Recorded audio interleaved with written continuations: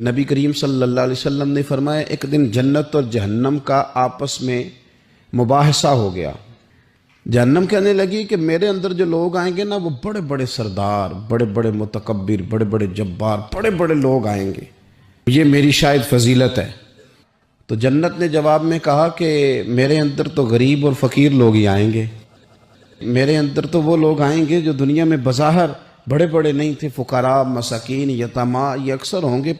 جب دونوں آپس میں گفتگو کر رہے تھے نا تو رسول کریم صلی اللہ تعالیٰ علیہ وسلم فرماتے ہیں اللہ تعالیٰ نے پھر جنت سے فرمایا، اللہ نے جنت سے فرمایا کہ تو میری رحمت ہے اور میں اپنے بندوں میں سے جس پر رحمت کروں گا نا تیری صورت میں اس پر رحمت کر دوں گا۔ اور رب کریم نے ارشاد فرمایا جہنم سے کہ تو میرا عذاب ہے،